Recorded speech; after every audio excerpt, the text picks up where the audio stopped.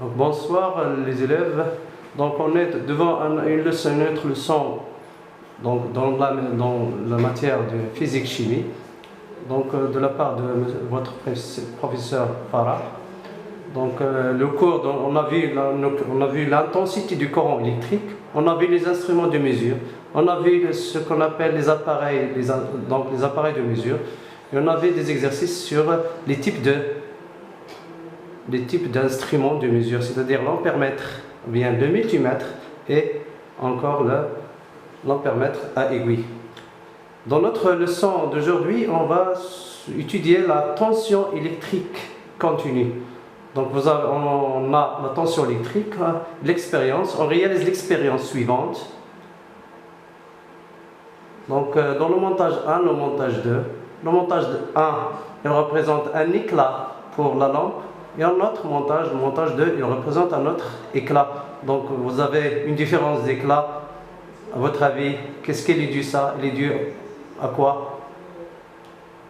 Donc vous avez une pile 3V et 4,5V.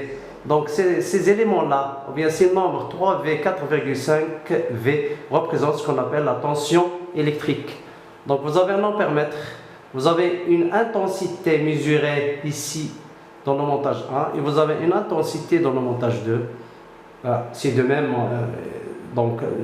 les générateurs vont fournir donc le 3V, la pile qui a 3V, donc va fournir une intensité plus bas. C'est pour cela qu'on aurait l'éclat des deux lampes, c'est différent pour l'éclat. Donc on remarque que la luminosité ou bien l'éclat des deux lampes dans les deux montages, dans le montage 1 est plus faible que celui de la lampe du montage 2. Conclusion. Donc l'intensité du courant électrique augmente lorsque la tension augmente vraiment, parce que la pile qui présente 3V, elle va fournir une intensité plus bas que celle qui va fournir la pile de 4,5V. La tension entre les bandes d'une lampe en fonction est nulle. Donc la tension entre les bandes d'une lampe en fonctionnement, c'est-à-dire la lampe 1 et la lampe 2, donc est nulle. La tension entre les bandes d'un fil de connexion ou d'un interrupteur fermé est nulle. Vraiment, c'est la tension parce qu'il n'y a pas de courant électrique. Lors on a un fil par exemple, ou on a un interrupteur fermé, donc la tension en bande de ces éléments électriques est nulle. La tension est une grandeur physique. Ça, c'est une autre grandeur qui représente donc le courant électrique continu. Elle représente encore une autre grandeur, on appelle la tension. Donc la tension est une grandeur électrique mesurée entre les bandes d'un des pôles électriques. Elle est symbolisée par une lettre, une grande lettre, c'est U. U, c'est quoi? C'est la tension au bord d'un élément électrique. Dans le système international des unités, c'est-à-dire SI, système international, la tension électrique est exprimée en volts de symbole V, c'est-à-dire U. Vous aurez par exemple U, vous avez 3 volts, U égale à 4,5 volts. Évidemment, on a U égale à 220 volts au niveau des maisons ou bien au niveau des ateliers, tout ça. Donc, on utilise aussi les multiples et les sous-multiples de volts. المضاعفات والأجزاء ديال الفولت. Les multiples de volts, c'est-à-dire le kilovolt, 1 kilovolt, c'est-à-dire 1000 volts. Par exemple, vous avez 1 kg, c'est 1000 grammes, égal à la puissance 3 volts. Le mégavolt est utilisé dans par exemple, des trains à grande vitesse, donc bien des gigavolts. 1000 kV égale 10 à la puissance 3 kV égale à 10 à la puissance 3 fois 10 à la puissance 3 volts, c'est-à-dire 10 à la puissance 6 volts, mégavolt. On a encore des sous-multiples. Les millivolts, c'est-à-dire par exemple vous avez 1 millivolt, 0,01 volt égale à 10 à la puissance moins 3 volts.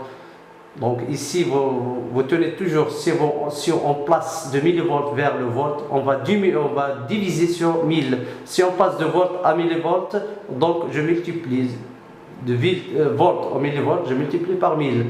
Vous avez évidemment Et le microvolt c'est 0,1 microvolt, 0,001 millivolt égale à 0,0001 volt égale à 10 à la puissance moins 3, moins 6 volts. On a des multivolts, du multiple et des sous-multiples du volt. Évidemment, on peut mesurer, puisque c'est une grandeur physique, donc il y a un instrument de mesure, évidemment il y a une grandeur physique. Donc la mesure de la tension électrique, on mesure la tension électrique à l'aide d'un voltmètre, un voltmètre de symbole normalisé, vous connaissez bien le symbole, vous avez un cercle au sein, il y a un grand V, donc V plus et moins, donc plus ici c'est V et moins c'est comme.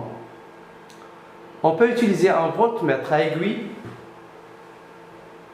évidemment pour l'ampèremètre à aiguille on utilise encore soit un multimètre, ou bien un ampèremètre à aiguille. Évidemment, pour le voltmètre, on peut utiliser le voltmètre, ou bien le multimètre, ou bien un voltmètre à aiguille, et on est ou un multimètre numérique, c'est-à-dire le multimètre. Le voltmètre est polarisé. C'est quoi polarisé? Parce qu'il possède deux pôles. Elle se note toujours en dérivation. Elle se monte, par exemple. Donc, il se monte en dérivation de telle manière que le courant qui traverse entre sa borne positive au V. Donc, toujours, on doit respecter la polarité. Quand on branche un voltmètre, il faut respecter les polarités. Le pôle positif, toujours, il est lié au pôle V. Et le pôle négatif, il est toujours lié au pôle comme, ou bien moins. Lorsqu'on utilise un voltmètre à aiguille, on calcule la tension électrique à l'aide de la formule. U égale, c'est quoi? Donc U égale, donc évidemment comme l'ampèremètre, il mesure une intensité électrique, on la calcule par I égale C fois N sur grand N. De même pour la tension, ici on utilise la formule U égale à C fois N sur grand N, avec quoi? C c'est le calibre utilisé, N c'est le nombre de gradations lues sur le cadran du voltmètre, N c'est le nombre de gradations maximales sur le cadran du voltmètre. C'est presque comme, donc ici je change I par U. Donc adaptation d'une lampe à un générateur, évidemment si vous utilisez par exemple une lampe une petite lampe qu'on utilise au laboratoire, si on l'utilise dans notre salle par exemple, qu'est-ce qui se passe pour la lampe? Elle va être il brille ou non? Non, il va griller, il va être grillé parce que la tension au bord de la lampe est différemment pour la tension au bord donc chaque lampe elle travaille, c'est comme vous-même. Vous avez ici une lampe adaptée à un générateur. Quand sa tension nominale, on l'appelle la tension nominale, c'est-à-dire nommée. Chaque lampe a une tension, ce qu'on appelle une tension nominale, et également est égale à la tension appliquée, c'est-à-dire l'intensité est alors égale à l'intensité nominale. C'est de même, l'intensité, donc on a chaque lampe, elle est traversée par un courant. Donc, si n'importe qui, le courant va passer, mais s'il passe un courant égal à la tension, ou bien l'intensité nominale, donc, donc la lampe va marcher. Donc, s'il n'y a pas de courant nominal, donc la lampe ne marche pas. La surtension. On dit que la lampe, elle, est surtension si sa tension UL, la tension UL est inférieure à la tension du générateur. Vous avez la tension U générateur supérieure à UL. Donc si on utilise une lampe par exemple UL égale à 3 volts et UV égale à 10 volts, donc la lampe ne va pas briller, elle va être grillée. La sous-tension, on dit que la lampe elle est sous tension, c'est sa tension EL est supérieure à la tension du générateur U générateur, c'est-à-dire UL est supérieure à UG. Dans ce cas, la tension UG est inférieure. Vous regardez ici la surtension et la sous-tension. Donc, quand est-ce qu'une lampe va marcher va briller ou bien va être, c'est-à-dire va être normal, il brille normal si la tension U générateur égale à la tension IL. Donc on a une surtension et la surtension, la lampe ne brille pas. Et merci de votre attention. Donc bonsoir mes élèves, donc espérons du bon Dieu que vous allez bien. Donc dans notre série ici, on peut faire une série. De premier temps, on a fait le cours de l'intensité du courant électrique.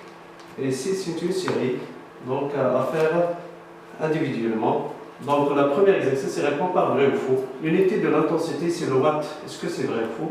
L'appareil de mesure des intensités est l'ampèremètre. Si on ne connaît pas du tout l'intensité à mesurer, on commence par le calibre le plus petit. Est-ce que c'est vrai ou faux? Un calibre n'est pas d'unité.